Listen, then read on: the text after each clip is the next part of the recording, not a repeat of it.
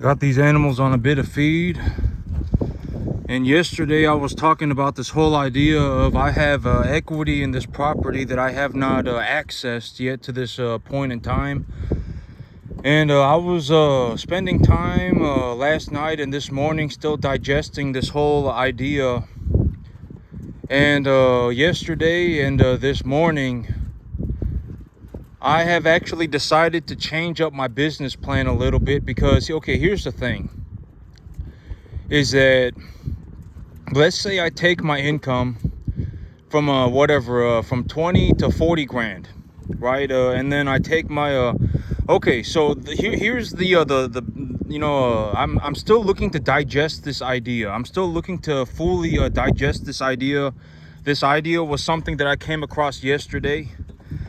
And I'm still going over the idea, and when I go over it enough, I will have digested it. It's like chewing food. It's like when you get a big piece of steak, if you chew it one time, you're not going to be able to digest it. You're gonna have to chew it over and over and over and over and over again until it's digested.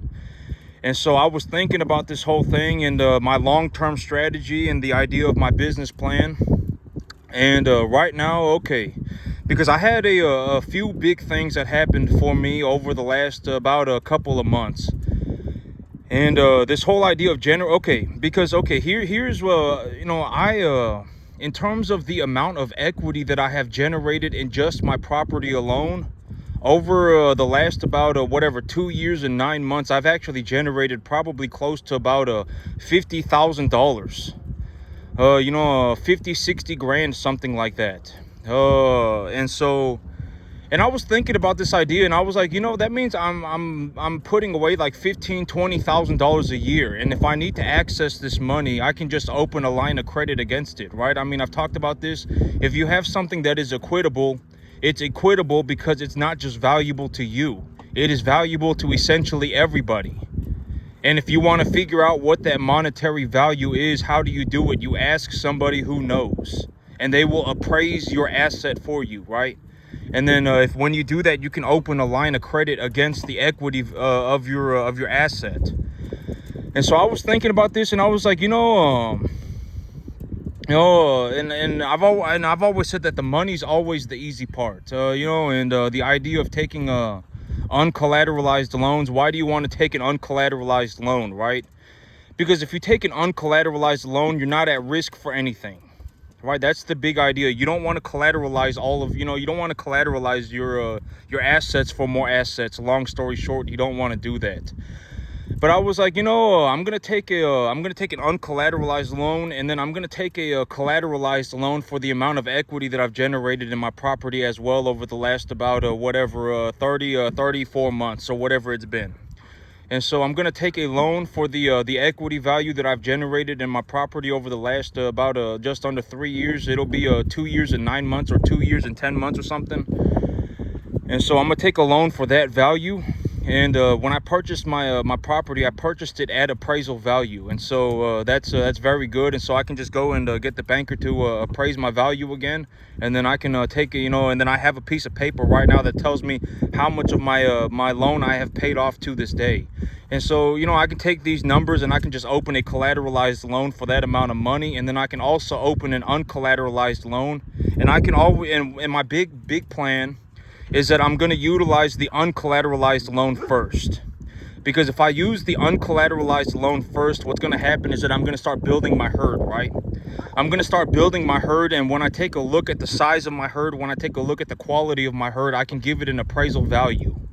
And once I give it an appraisal value, if I feel like it is now a good opportunity to invest collateralized money, then I can invest collateralized money. And I will only invest collateralized money if there is minimal to zero risk.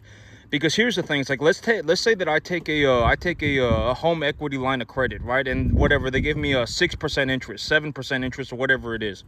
Let's say 7% interest, and I borrow 50 grand. That means they're lending me $50,000 for $3,500 a year. That means I would be paying like $300 a month to borrow 50 grand. And if I have 50 grand, I can turn 50 grand into, I could probably double 50 grand in less than 365 days. And so, I was taking a look at the various aspects of what I got going on and the different lines. Okay, because here's the thing, is that me once a year I will clear up my credit once a year so that I can take new loans. All right, this is something I should maybe talk about so that you begin to understand what I do. And so the big idea, how this ties into the bigger picture, right? And so oh, but also yesterday I was double checking everything. I was looking over everything again, and I've realized that my animals are eating about 700 pounds of hay every 3 days or so, and I'm also feeding them I'm feeding them about 1/3 of their diet right now, about 1/3 of their diet right now in distiller grains, and I would say about 40% of their diet is actually just straight grain, corn and distiller grains. And so I want to go over that too, because that's very important.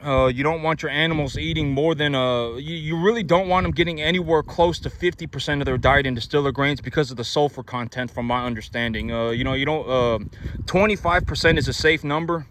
I would say that my animals are somewhere around 25 and 33% distiller grains. And so I was going over that yesterday to make sure everything's going okay. I've increased their distiller grains, the amount of distiller grains they're eating.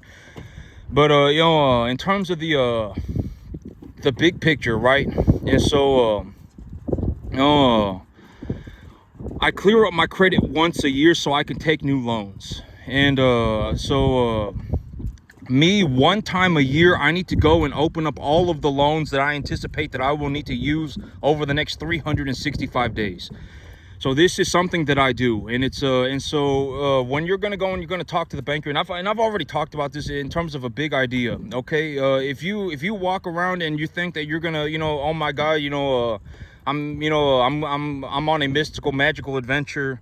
I'm here to, sing Kumbaya with my buddy Pow Pows. If you do that, if that's how you think, then you're screwed, okay? You don't go into the bank thinking that the banker's going to be your friend.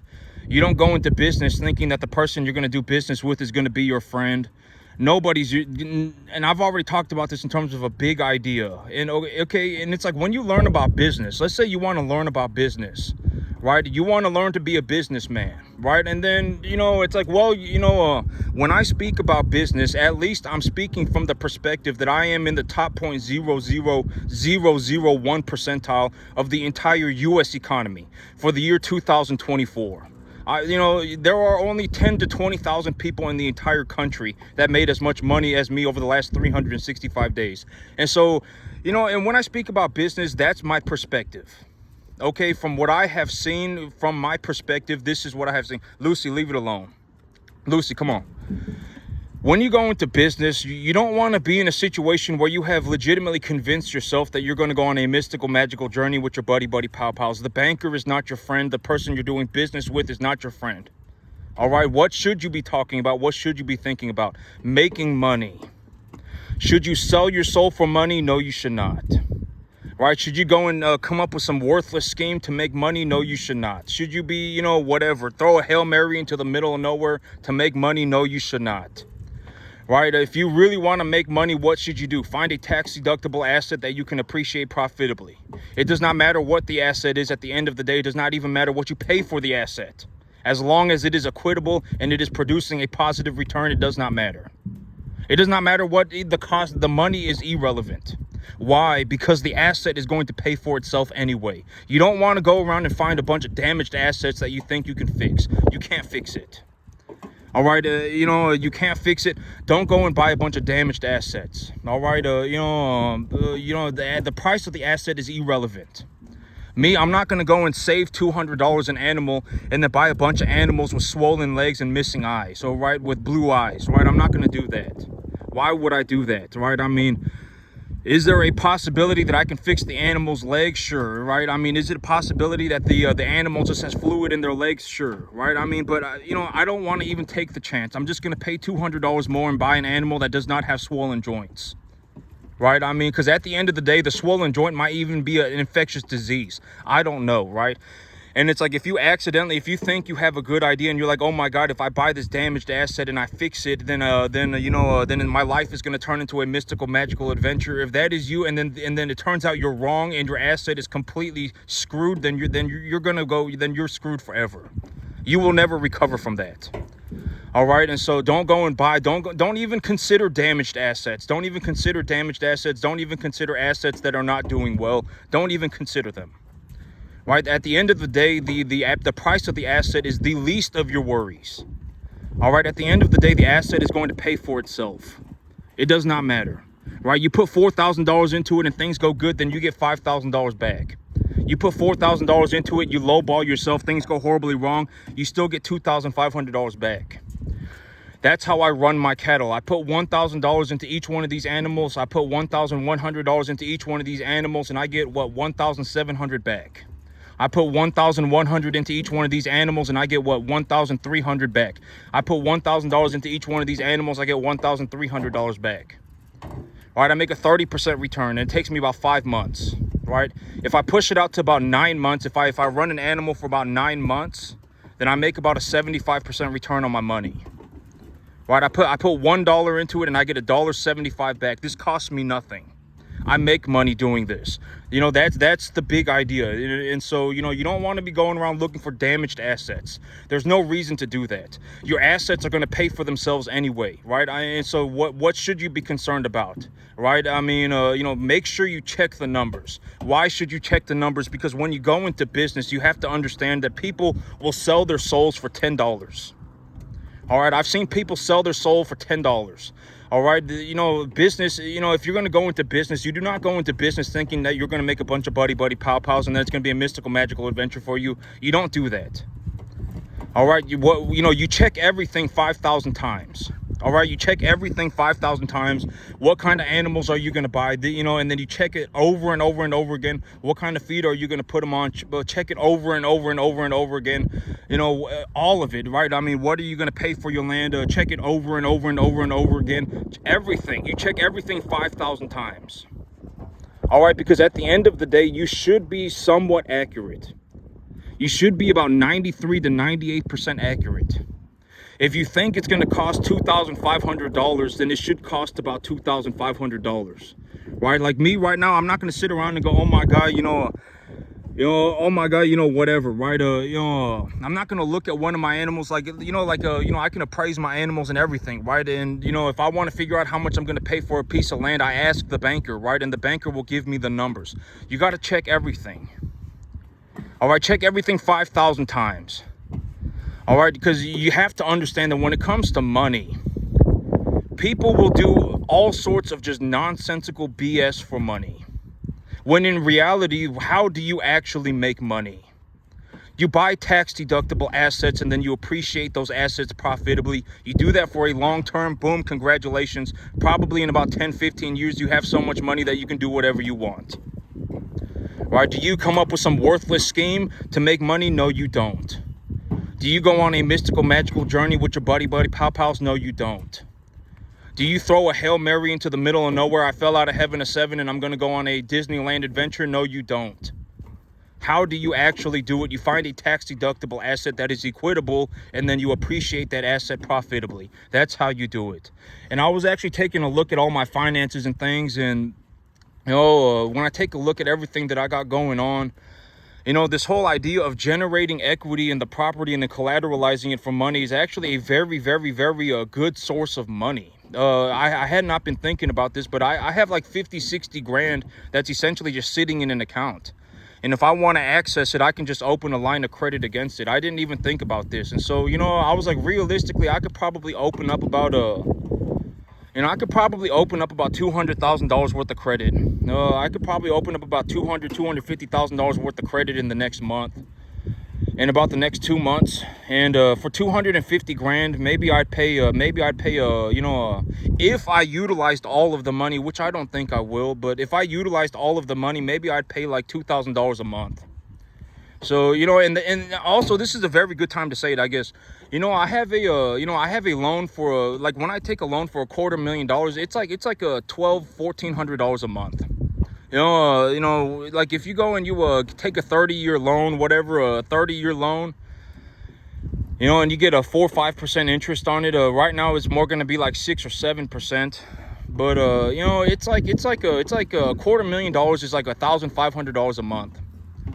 And so, and I was like, if the bank will lend me $250,000 for $1,500, $2,000 a month, I could turn that, that's like what, if I use all of the money, that's like a 15, 20 grand a year. And if I use all of the money, which I probably won't, right? Which I probably won't, $250,000, I could turn $250,000 into probably about I could easily turn it into over $500,000 within a year. And so, easily, I mean, it wouldn't even be hard. And so I was really thinking about this whole thing, the idea of generating equity in a property as a legitimate source of income. And it's like, this is actually putting a substantial amount of money in my pocket. The appreciation of my assets, and the appreciation of my land itself, and the equity that I'm storing in the land itself via monthly payments to the bank, it's actually putting a substantial amount of money in my pocket. And the amount of money that I'm generating via the equity of my land will actually more than double every single month when I buy my new piece of land. And so, when I get this new piece of land squared away. And so, I was like, I could legitimately be in a situation where I'm making like $40,000 a year in just the equity of my property. $40,000-$50,000 a year on just the equity appreciation and the equity value of my property. And if I need to access the money, I can just collateralize the land, right? I can just collateralize it and open a line of credit against it. And so I was like, I might legitimately be in a situation where I could make like $40,000-$50,000 a year on just the equity that I am obtaining via the monthly payments for my land and the appreciation value of my land. And I was like, that's a substantial amount of money. That's not even taxable income, right? I mean, it's an unrealized gain in the land value that I have. And so I was like, that's a substantial amount of money. And I was really thinking about that, and I was like, well, I'm still digesting the idea. How should I utilize the money? What should I do with it, and et cetera, et cetera. I'm still considering it, and I'm still chewing on it. Okay, it's gonna take me a little while to consider what I should do with it. But in the long term, in my long-term strategy, I was taking a look at what I'm doing. And in my long-term strategy, I actually, because here's what I came up with. Let's say that, if I don't split my chops open, I can make 40 grand a month, right? If I don't split my chops open, I can make 40 grand a month. But if I split my chops open, I can make 50. Then it's not really a good idea to split my chops open for an extra 10 grand. The extra 10 grand a month is not going to do anything anyway. It's not going to do anything. The extra 10 grand, whether I make 40,000 a month or I make $50,000 a month, the money's essentially the same, right? I mean, it's essentially the same. 10 grand is not going to make or break my bank account, right? $120,000 a year is not a substantial amount of money, right? I mean, $120,000 a year, it's not like a massive amount of money. And I was like, well, but when I considered that I wouldn't have to split my chops open to make the money. But here's the thing, but if I don't split my chops open to make the money, and I just stabilize my herd, and then I reinvest my earnings, I can actually just buy myself a large piece of land. And when I buy a large piece of land, I can just go and do whatever, right? And I'm gonna go. I would think that, it's probably going to take me about 2 years, but within about 2 years, I think that, the plan right now in terms of the 2 years, in terms of what direction do I want to go over the next 2 years of my life, the direction that I want to go is that I want to buy a very, very, very large piece of land. And having this piece of land, and so this is how I thought about it. Me buying this piece of land right now that I'm buying is actually going to open the opportunity for me to buy a big piece of land. This piece of land that I'm buying right now is not an end-all be-all. It's not the end-all be-all. It's the place where I'm going to go so that I can make extra money, so that when I make extra money, I can actually take that money and buy myself a really big piece of land. And so, because I was thinking about it, and I was like, I can put mama cows on it if I wanted to at the end of the day. I mean, the monthly payment on it is going to be like $2,000 a month. I mean, I really don't, it's not a substantial amount of money. I mean, it's like $2,300 a month or something. And I was like, I could put mama cows on it, and I could just, I got the whole Starlink situation. You know, Elon Musk's internet, SpaceX internet, Starlink. You can put internet everywhere. In America, it's 100% coverage. You can put internet anywhere, and I just put cameras everywhere. And if I put cameras everywhere, I can see how my cows are doing. You know, I could just take a look at my phone and see how my cows are doing, and you know, and just leave them on the land to have babies.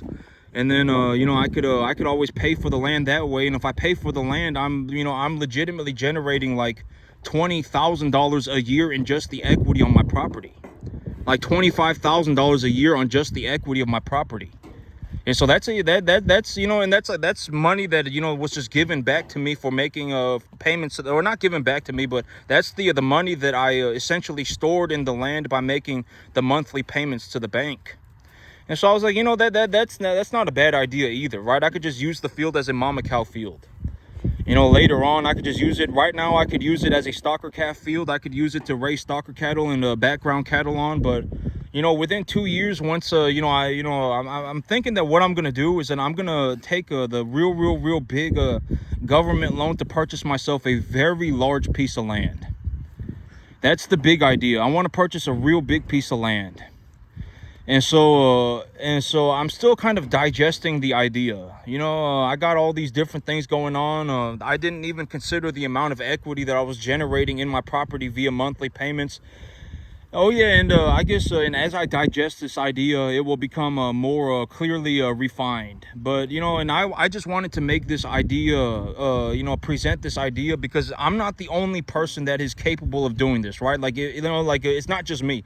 It could be you too. Like, if you went and you bought yourself a property for $250,000 and you paid $1,500 a month on it, and then well, okay, my loan, I have a $250,000 loan, and my loan is well, it's like $230,000 loan, and or $250,000 loan, and I pay about $1,250 a month for it. I pay about $1,250 a month for it, and then I make an extra payment of $500 a month for the principal. And so I essentially pay about $1,700 a month.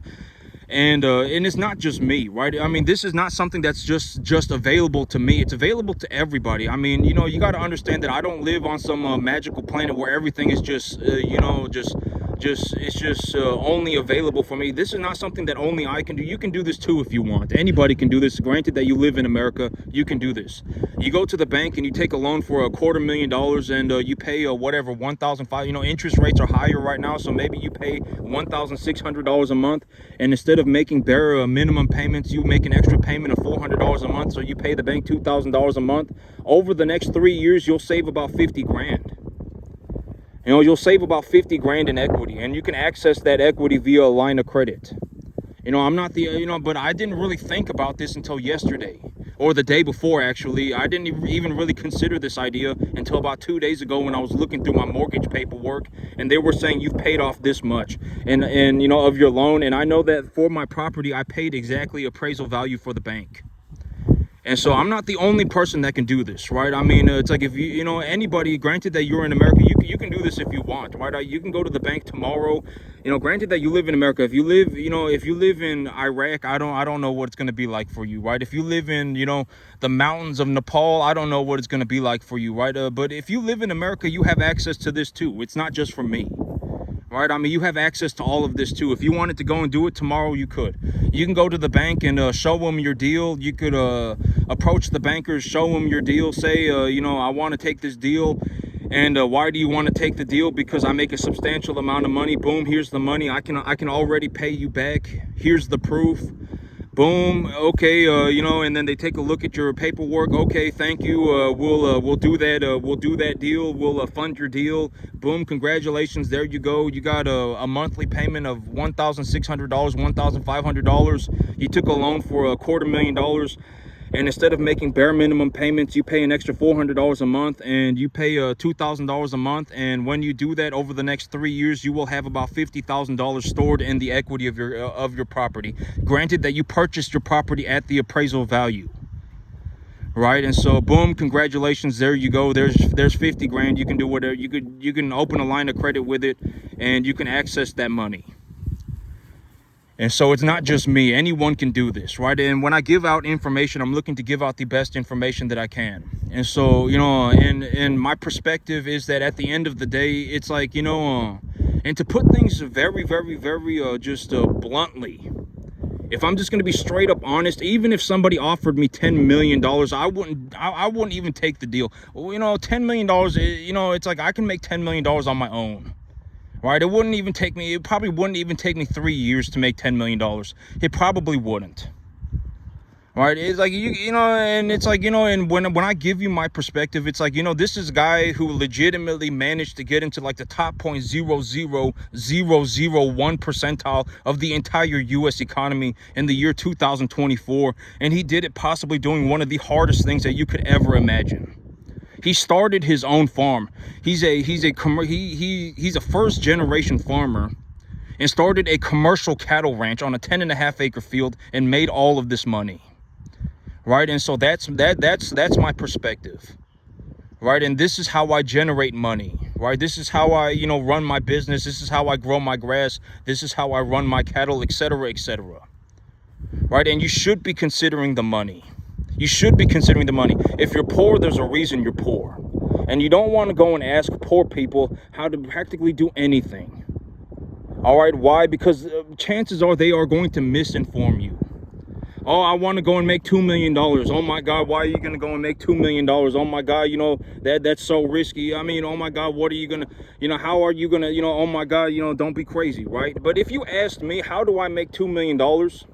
I would just flat out tell you, you need to look for good assets. You find good assets if they're equitable, and you hold on to those assets, and then you use the assets to pay for themselves. By default, if you have a $2 million equity asset, by default, when you finish paying off the bank, you will have $2 million, and it will probably be worth even more. Why? Because it will probably have gone up in value due to inflation. Probably, right? And I'll just flat out tell you it's not hard. Right? What do you need to do? You need to go and find a tax deductible asset, and then you need to appreciate the value of that asset. Boom, congratulations. You don't buy bad assets. You don't buy assets that are no good. Why would you buy a damaged asset? I mean, and I would just flat out tell you, you want to make as much money as you want. You want to make however much money you want. Here's how you do it. Right? I mean, you just go and you find yourself assets that are tax deductible, produce a positive return. You check everything 5,000 times, make sure the numbers are good, make sure, everything lines up, and then boom, congratulations, you buy it, and then, there you go. There's all your money. You can have you can make as much money as you want. You don't act like an idiot, and then boom, congratulations, you can do anything you want. I would just flat out tell you, it's not even going to be hard.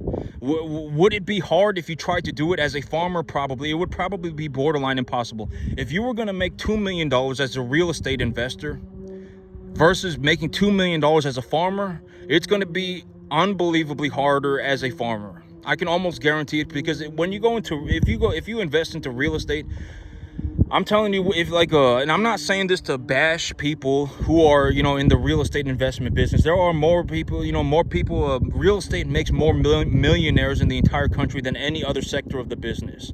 Oh, any other sector of the economy, excuse me. Real estate makes more millionaires than any other sector of the U.S. economy. And so, but if you were going to try and make it as a farmer, you're probably not going to make it. I would be willing to bet 50 to 1. And, and I would probably be able to tell within like a 30-second conversation. I mean, if you do not meet one of the 3 criteria, you're probably not going to make it, right? I mean, if you're not like very young to the point where you honestly have not had the, well, and I've kind of blended number 1 and number 3 together. The big idea is that you don't want to be in a situation where you've already been misinformed. And when I digest this idea, and when I really clarify the idea, when I boil the idea down to a reality, all of these things need to be met at the same time. And I'm actually going to boil it down to 2 criteria. Number 1, you have not been misinformed. And number 2, you're legitimately going to work on it 15 hours a day for the next 15 years of your life. Right? I mean, I compare farming to, like playing basketball. I compare farming to like playing soccer. I compare farming to like playing football. Right? I mean, it's ridiculously difficult, and chances are you're not going to do it. I can almost guarantee it. But, I'm going to boil it down to 2 things. Number 1, you cannot have been misinformed. Like if you're in a situation where you're like, oh my God, you know, I don't have $10 million, I can't go and buy myself a piece of land. Oh my God, oh my God, fertilizer damages the environment. Oh my God, the money's the reason. If you're like that, you're never gonna make it. All right, it's already too late. The damage has been done. And number two, you're gonna have to work 15 hours a day for the next 15 years of your life. And if you don't do that, then you're not gonna make it. You're not even gonna get to the 10% mark. Right, and I give my perspective because it's like, at the end of the day, I may legitimately have become the most successful farmer on the entire planet. It does not matter what you think. Show me somebody who can make even 10% as much money as I do. All right, I don't even know a single person making $20,000 a year on a 10.5 acre field. All right, and maybe there's a reason for that. Wow, this guy must be doing something right. Right, this guy must be doing something correct. For him to be generating such a massive amount of money, he must be doing something correct. Right, and I've already talked about the idea of money. Money is a global competition for dollars. I don't make different dollars than anybody. It's just as hard for me to make $2 million as it is for anybody else. Just as hard. It's not like it was easier for me. It's not like when I look at my life, it's like, you know what, you know why I could run 200 cattle a year? Do you know why I could run 500 cattle a year? Because it was easier for me. That's not true. It was just as hard for me to run 200 cattle a year as it was for anybody else. All right, it was just as hard for me to run 500 cattle a year as it was for anybody else. All right, and you need to consider that the work is almost impossible. It is borderline impossible unless you legitimately are like, you're going to work 15 hours a day for the next 15 years of your life. You're probably better off just doing something else. You can make just as much money if you just go on the internet right now and you look up, if you look up, a business is for sale and you go through the business brokers and you take a look at their listings and you find yourself a good business and you think that you got something that you can look into and you call the owner, you get the numbers, you tell them that you're interested in buying the business, and then you get the numbers, etc., you check everything 5,000 times, make sure it's actually cash flowing positive, ask the banker how much they want or if they'll sell or finance it to you. And it's like, you don't need to make such a, and it's like if you make $15,000 a month take home pay, you can essentially already buy anything on the entire planet. You don't need to worry about making any more money. At that point, granted that you don't act like an idiot, if you make $15,000 a month, you can do anything you want. Practically anything, short of like drugs or alcohol or gambling or getting divorced 5 times. I mean, it's short of something like that, you can effectively do anything that you want. Right? Anything. You can buy yourself a nice house, you can buy yourself a nice car. You don't have to, go on these mystical, magical adventures. You just stick with your business, and then, you don't throw Hail Marys into the middle of nowhere. You don't implode. You don't self-destruct. I mean, and then congratulations, you didn't act like an idiot. You have the money. Now you can do anything that you want.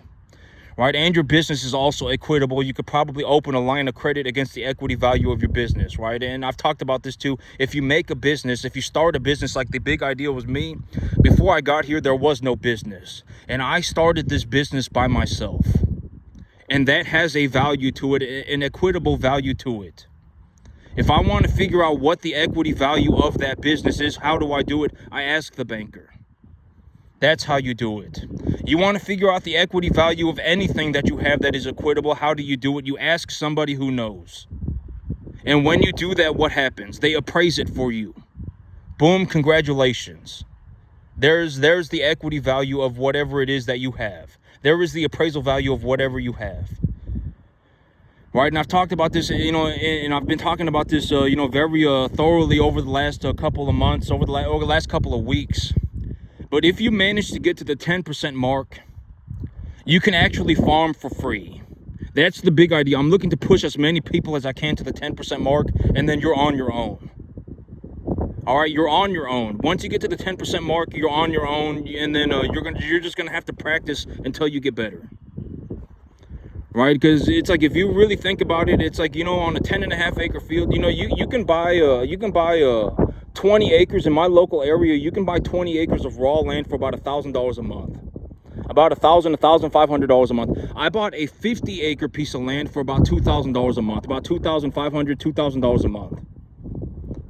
And so if you get to the 10% mark, you can actually make enough money to farm for free, and you will still generate equity in your various investments, your land and your cattle, etc., etc. You'll still be making some money, and you can practice for free.